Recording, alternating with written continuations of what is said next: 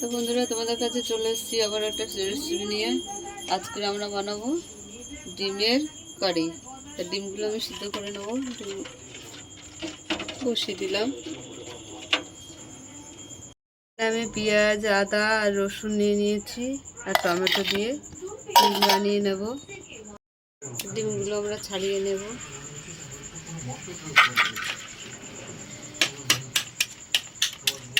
সব ডিমগুলো এইভাবে ছাড়িয়ে নেব আমরা।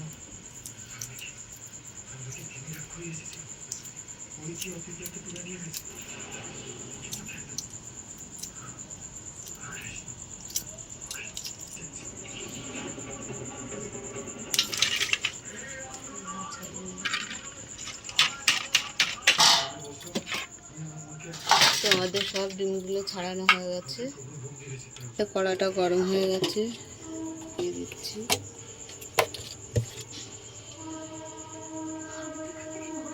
তেলের মধ্যে নুন দিয়ে দিলাম। ডিমগুলো আমরা ভেজে নেব।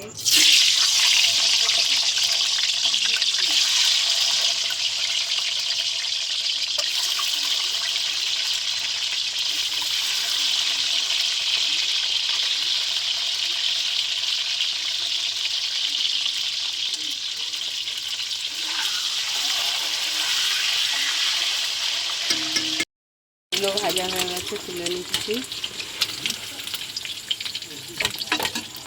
ফেলিস না। ডিমগুলো তুলে দিলাম, আলুগুলো দিয়ে দিলাম।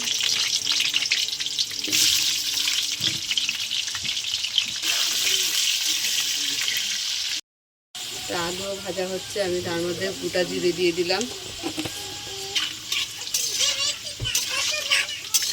পেঁয়াজ কুচি দিয়ে দিলাম। আলু সিদ্ধ হবে, পেঁয়াজটাও ভাজা হয়ে যাবে।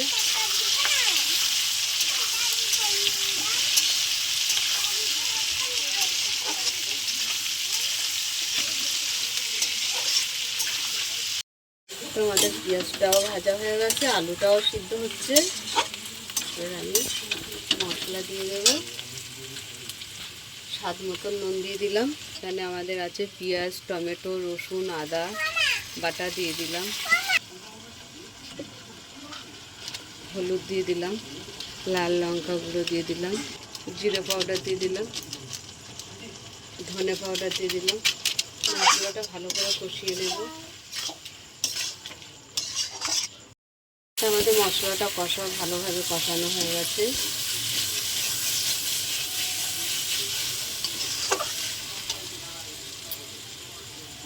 আমি একটু গরম মশলা দিয়ে দিচ্ছি, একটু কষিয়ে নেব।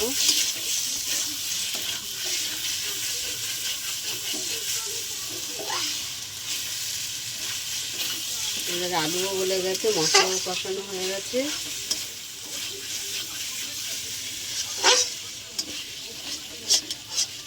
জল দিয়ে দিচ্ছি।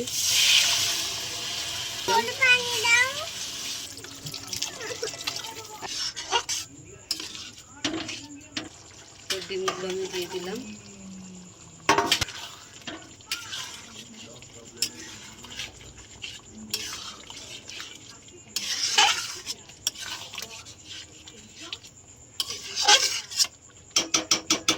এক চামচ ঘি দিয়ে দিলাম।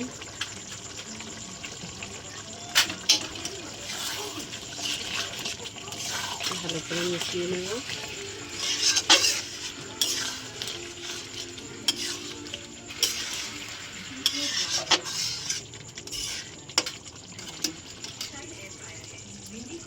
আমাদের ডিম কষা হয়ে গেছে।